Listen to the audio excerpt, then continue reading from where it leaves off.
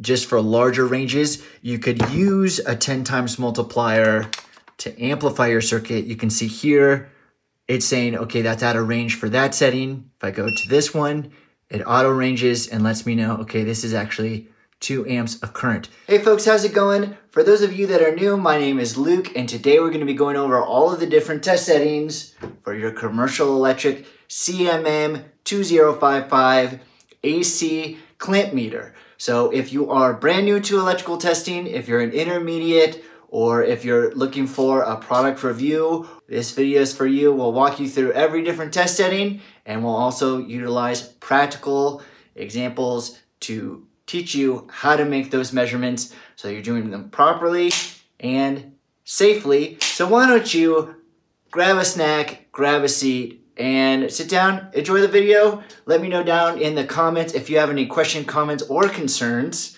Leave me a thumbs up if you found this video helpful, and if not, give me that thumbs down, Hermondo. All right, let's get into it. The main part of the demonstration is I'm gonna be focusing on the amp clamp, as it is the main feature of the tool.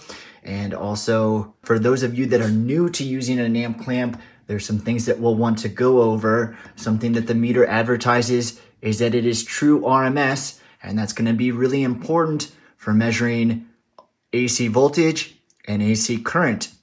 What is true RMS? Well, when we're reading AC voltage and current, it's a sine wave, okay? It's alternating, right, from positive to negative. And so depending on where you measure that sine wave in time, the voltage or current reading will be different. With RMS, that's your root mean squared, it's basically a measurement that they can provide you that is the DC equivalent of that voltage or current of AC signal. The fact that it's true RMS, not all meters are true RMS. That's why it's labeled on the meter. So that's always a good function. Something that I wanted to point out that I thought was kind of funny is you might be curious about what this is. This would be where a flashlight would normally live for this mold.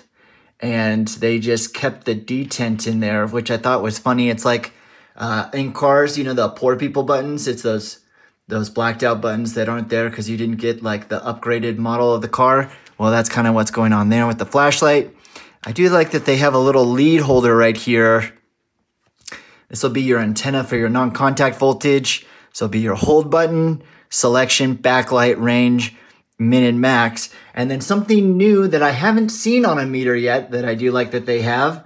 And this is the backlight sensor. And basically when the meter is on and it senses that it's in a dark environment, the backlight auto turns on, which I do like. The display on this isn't terrible. You can see it from the vertical axis pretty well. Horizontal axis, not great. I have seen worse. Let's dive into the amp clamp portion of the meter and kind of clear up maybe some confusion that's going on. So another nice feature about this meter, not a sponsor of the channel, by the way, is we're gonna have an up to 2 amps AC measurement and then an up to 20 and up to 400. And so what they've done here for smaller current measurements, you have this specifically under 2 amps and under for a precise reading, which is nice. A lot of amp clamps are designed for only higher currents and don't have a measurement set up to where you can do that. We can take a measurement here. We've got a light bulb. Can just take a little measurement of that. And we're showing just over 200 milliamps of current being displayed here. Ooh, and that backlight just turned on. I'll go more into taking amperage measurements here in a second. And then we can see if we swap that to the 20 up to 400 amp, but you can see that we're missing the thousandth place. It's only reading to the hundredths. And then if we want to, we can manually select the range. Basically, that's a way to change the resolution of the measurement. As we're getting, you see that number got smaller and smaller until we hit 0. That's for reading larger and larger currents.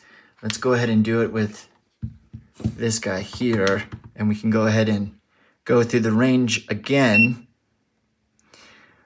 So this is a 10 times amplifier of current. We'll go through that, but just for the example, okay, we can see that it's showing 2.17 amps, and we can hit the range button.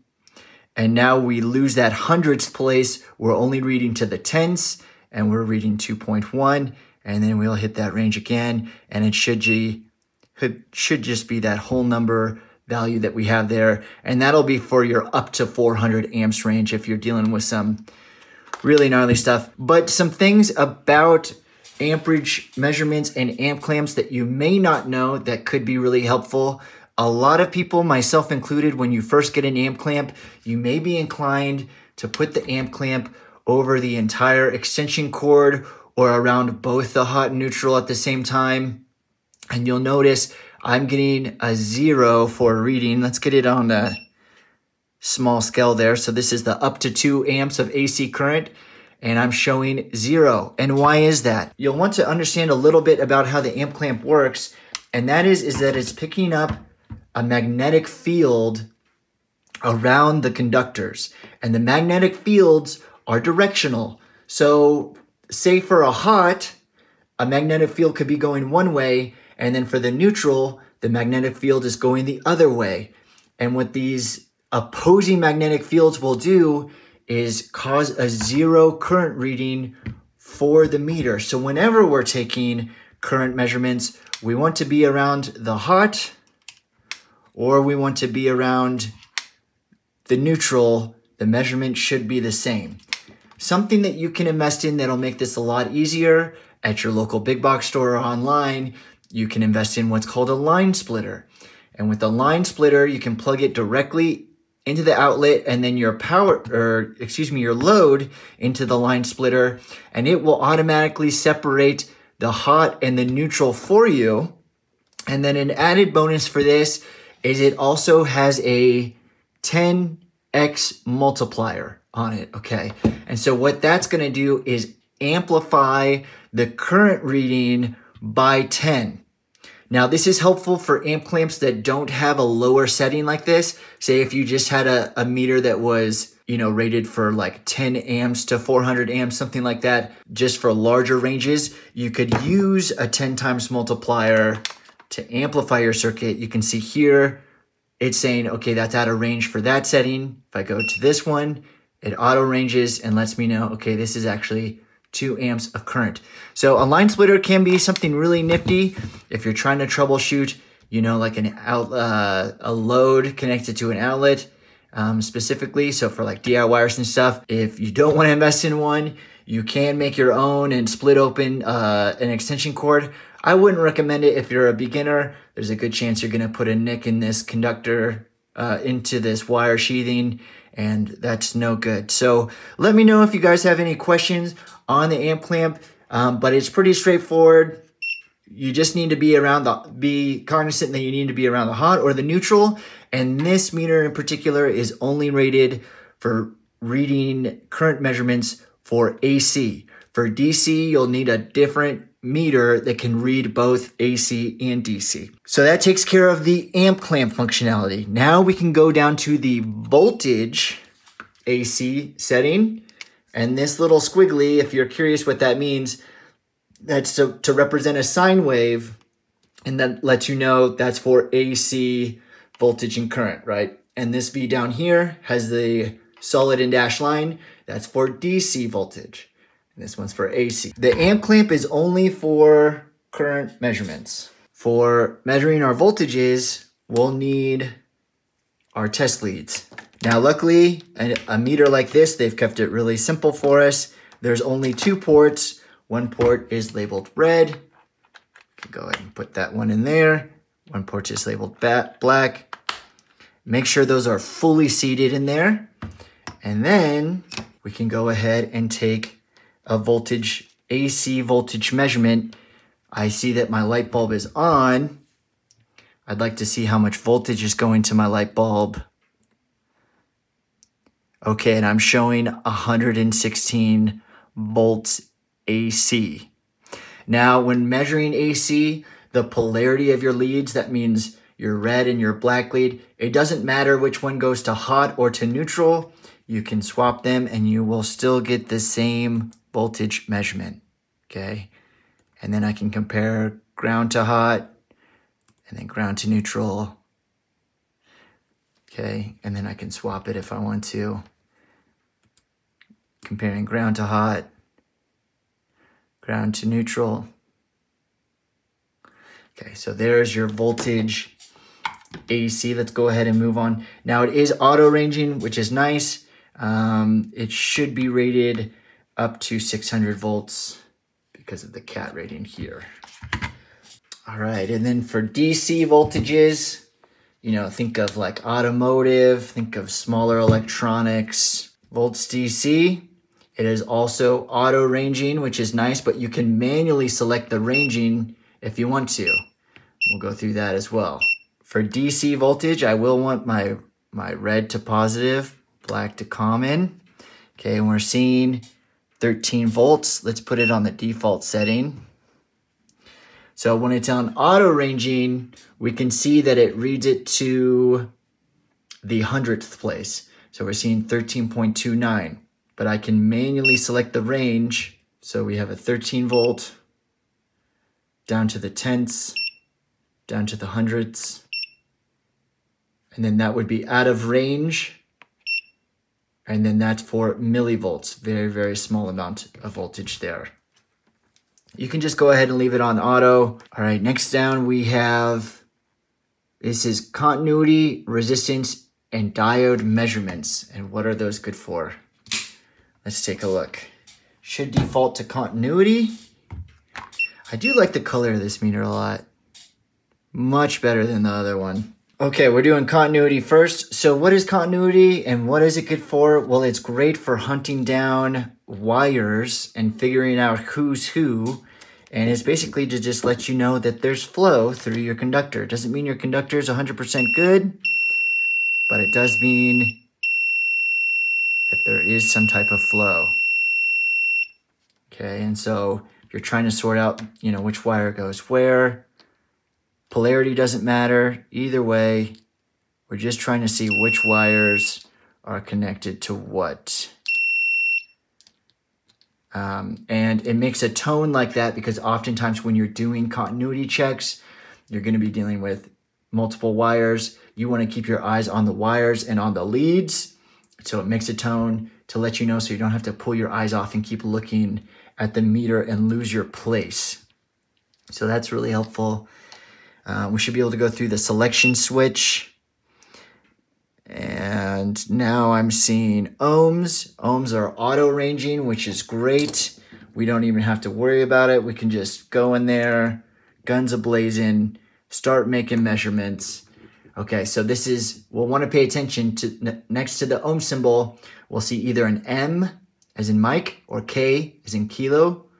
Okay, and so what this is reading is 1,042,000 ohms, or 1.042 mega ohms.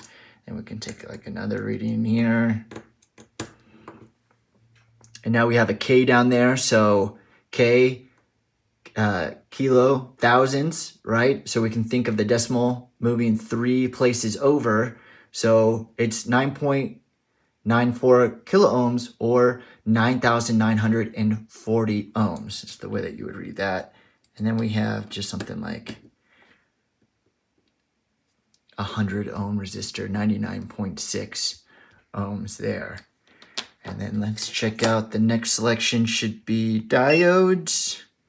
We've got our little diode symbol there. And then whenever we check our diodes, we'll check them in both directions. And what you're seeing there is the voltage drop. Now, if you're curious what the hold button's for, the hold button's to hold your value. So that hold button on the side right there, then I can take my meter off. We could take a look. So when I'm taking a measurement of a diode and it says 0.537, that's the amount of voltage drop across the diode. Voltage drop is its own subject matter, but it's important to know for just a standard diode, 500 to 800 millivolts. A voltage drop indicates a good diode, but we still want to check it the other direction because a diode is essentially a one-way check valve. We'll release the hold button and it should say OL. And OL is basically going to mean open loop, essentially open circuit, or it can mean out of limit. So it depends on the context of the test that you're doing for OL. And then I always like to see if they can light up a white LED. And doesn't look like it can. So that's okay. Not a critical function, but something I always like to check when I'm running through the meters. Next, we have temperature. And this is where our thermocouple comes into play. I will say I do like this design for a thermocouple. Sometimes what they'll do is they'll have individual lead ports or, leads right here. And it'll be kind of like this at the end, kind of dangling in the wind. And that's really susceptible to failure. So having something more sturdy like this, I do like. And then it's important that we do our positive to the red port and negative to the common port. And the K here is to let you know it's a K-type thermocouple. Okay, and we have our little probe here. Now it defaults to Fahrenheit,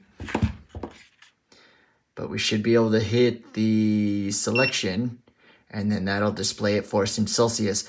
A lot of meters that I've been seeing coming out of the market now will have two displays built into the screen and it'll show it both in Fahrenheit and Celsius at the same time, which is really nice. But that is not a part of this meter. And then I always like to hold my fingers at the end of the thermocouple to verify that it's working before I go take a measurement with it. We should see it heat up and then we should see it cool down. Oh, and it looks like that was the last setting on there. Backlight range, min-max selection, hold. Yeah, I'd say this is not a bad meter. I can't remember the pricing on it. I want to say it was like $40-something. I think for that price and the features available, I think it's a great meter. Really good stuff. Commercial Electric, Home Depot. If you're learning electrical testing, I've got a ton of shorts and long form videos all about different electrical concepts, electrical testing to help you all out, no matter what trade you're in or a hobbyist or professional. Go check them out on the channel. I hope you all found this useful and I'll check you on the next one.